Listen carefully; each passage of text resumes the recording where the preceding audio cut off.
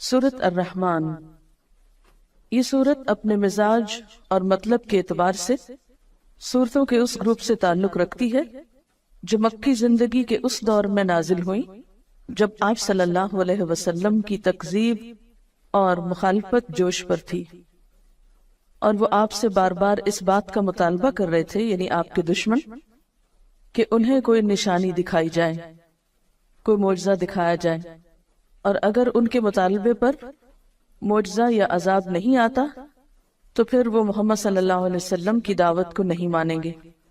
اور اگر دنیا میں عذاب نہیں آتا تو اس کا مطلب یہ ہے کہ آخرت میں بھی نہیں آنے والا۔ اس کانٹیکسٹ میں یہ سورت نازل ہوئی۔ اس سورت میں ایک آیت فَبِأَيِّ آلَاءِ رَبِّكُمَا تُكَذِّبَانِ کی بار بار تکرار ہوئی، تو یوں لگتا ہے کہ جیسے مخالفین اپنی ضد میں مبتلا تھے، تو اللہ سبحانہ وتعالیٰ کی طرف سے بھی جو کلام آیا اس میں ان کے جواب میں مختلف آیات کو بار بار دہرا کر ان کی ضد کو ختم کیا گیا۔ کسی بھی بات کو بار بار کرنے کا مطلب کیا ہے کہ مخاطب کو وہ حقیقت اچھی طرح سمجھا دی جائے، اس چیز کی طرف توجہ دلائی جائے جس کی طرف وہ توجہ نہ دینا چاہتا ہو۔ قرآن پاک کا یہی انداز دراصل ایک مؤثر انداز ہے کہ وہ مخاطب کے مزاج کو سامنے رکھ کر بات کرتا ہے۔ مخاطب اگر ضد میں مبتلا ہے تو اس کی سوچ کی اصلاح کے لیے ایسا انداز اور اسلوب اختیار کیا گیا ہے کہ وہ سوچنے پر مجبور ہو جائے۔ پچھلی صورت میں بار بار وَلَقَدْ يَسَّرْنَا الْقُرْآنَ لِلذِّكْرِ کی بات ہوئی، اور یہاں کلام کے آغاز میں ہی فرمایا بسم اللہ الرحمن الرحیم، الرحمن علم القرآن، رحمان اس نے قرآن کی تعلیم دی۔ اس صورت میں اللہ سبحانہ وتعالیٰ کی بہت سی نعمتوں کا ذکر کیا گیا ہے، اور پھر ان نعمتوں کا احساس بھی دلایا گیا سوالیہ انداز میں فَبِأَيِّ آلَاءِ رَبِّكُمَا تُكَذِّبَانِ کہہ کر کہ تم اپنے رب کی کن کن نعمتوں کو جھٹلاؤ گے۔ حقیقت یہ ہے کہ انسان کو جتنی بھی نعمتیں ملی ہیں ان سب میں بہترین نعمت، اعلیٰ ترین نعمت، اور وہ نعمت جس کا سب سے پہلے ذکر کیا گیا وہ ہے قرآن کی نعمت۔ ساری دنیا کی نعمتیں ایک طرف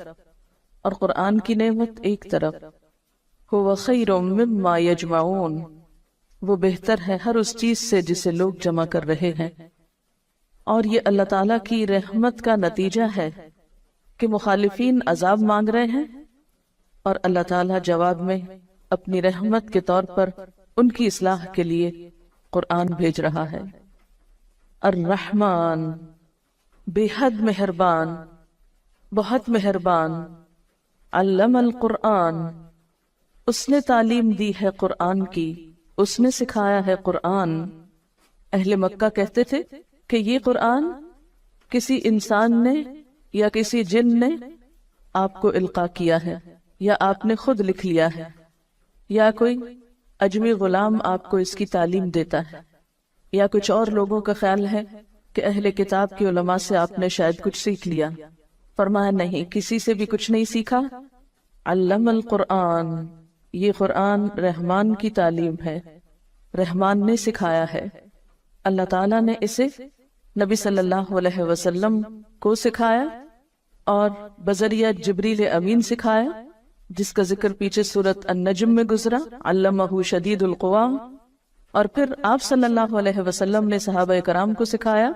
اور اس سے یہ سلسلہ چل نکلا جو آج تک باقی ہے اللہ کے فضل سے۔ تو قرآن کی تعلیم دینا ایک بہت اعلیٰ درجے کا کام ہے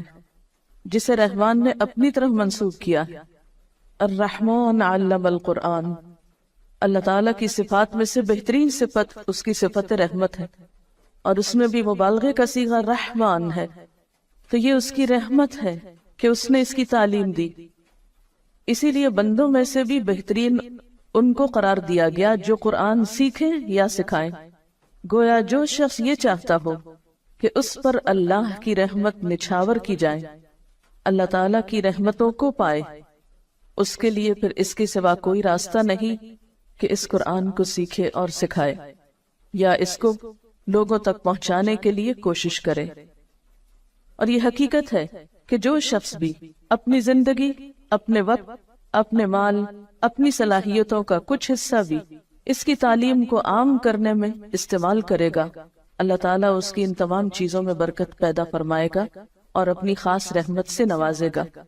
اور علامہ کا لفظ باب تفعیل سے ہے، جس کے معنی میں آہستہ آہستہ بتدریج ایک چیز دینا ہوتا ہے، یعنی قرآن پاک یک بارگی نہیں اتار دیا گیا بلکہ تھوڑا تھوڑا کر کے اتارا گیا۔ اور ویسے بھی قاعدے کے مطابق باب تفعیل جو ہے یہ متعدی ہوتا ہے، جس کا معنی یہ ہے کہ اس کے پھر دو مفعول ہوں گے، پہلا وہ علم جس کو سکھایا جائے یعنی پہلا مفعول، اور دوسرا وہ شخص جس کو سکھایا جائے۔ تو یہاں پر علم القرآن میں پہلا مفعول تو قرآن ہے، یعنی قرآن کی تعلیم دی، اور دوسرا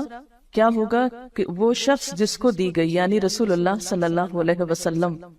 اور پھر آپ کے ذریعے سب تک یہ ہدایت پہنچائی گئی۔ تو الرحمن علم القرآن، رحمان نے تو ایک خاص طریقے پر قرآن کی تعلیم دی، آہستہ آہستہ سکھایا، لیکن ہم کیا چاہتے ہیں کہ ایک دم بس پورا کر دیا جائے، چاہے سمجھ میں آئے یا نہ آئے، دل میں اترے یا نہ اترے، عمل کا حصہ بنے یا نہ بنے۔ خلق الانسان، اس نے پیدا کیا انسان کو، اس نے انسان کی تخلیق کی، یعنی انسان بندر وغیرہ سے ترقی کر کے، یعنی جانور سے ترقی ارتقا کر کے انسان نہیں بنا، بلکہ انسان جانوروں سے بالکل ایک الگ مخلوق ہے، مستقل مخلوق ہے۔ خلق الانسان، اس نے انسان کی تخلیق کی، یعنی انسان بطور انسان ہی پیدا کیا گیا، پہلے وہ جانور کے طور پہ نہیں پیدا کیا گیا۔ اور یہاں انسان کا لفظ بطور جنس استعمال ہوا ہے، یعنی سب انسان مراد ہیں۔ یہاں پر اللہ تعالیٰ کی تخلیق کی صفت کا ذکر کیوں کیا جا رہا ہے؟ اس لیے کہ اللہ تعالیٰ نے جو تعلیم دی ہے قرآن کی، یہ اس وجہ سے دی ہے کہ اس نے انسان کو بنایا، وہ انسان کی حقیقت کو پہچانتا تھا، اس کی ضرورت ہدایت کو بخوبی جانتا تھا، اور اس ضرورت کو پورا کرنے کے لیے اس نے قرآن کی تعلیم دی ہے۔ اور آپ دیکھیے کہ جو خالق ہوتا ہے وہ مالک بھی ہوتا ہے، تو جو مالک ہوتا ہے اس کے ذمہ ہوتا ہے کہ مملوک کو کام بتائے کہ اسے کیوں بلایا گیا، کس کام کے لیے بنایا گیا۔ یہ بالکل ایسے ہی ہے جیسے آپ کسی فیکٹری میں ملازمت کریں تو فیکٹری کے مالک کا ذمہ ہے کہ آپ کو آپ کے کام کی نوعیت بتائے۔ جب بھی کسی کو کسی محکمے میں یا کسی ادارے میں یا کسی دکان پر یا کسی فیکٹری میں مملوک کے طور پر یا کام کے لیے بلایا جاتا ہے ایک امپلائی کے طور پر، تو جو مالک ہوتا ہے اس فیکٹری کا یا بزنس کا، اس کی ذمہ داری صرف یہ نہیں ہوتی کہ لوگوں کو بھرتی کر لے، بلکہ اس کی ذمہ داریوں میں یہ ذمہ داری نہایت اہم ہوتی ہے کہ وہ آنے والوں کو ان کا کام بتائے۔ تو اللہ تعالیٰ نے انسان کو پیدا کیا، وہ انسان کا مالک ہے، انسان اس کے آگے مملوک ہے، لہٰذا یہ اس کی ذمہ داری تھی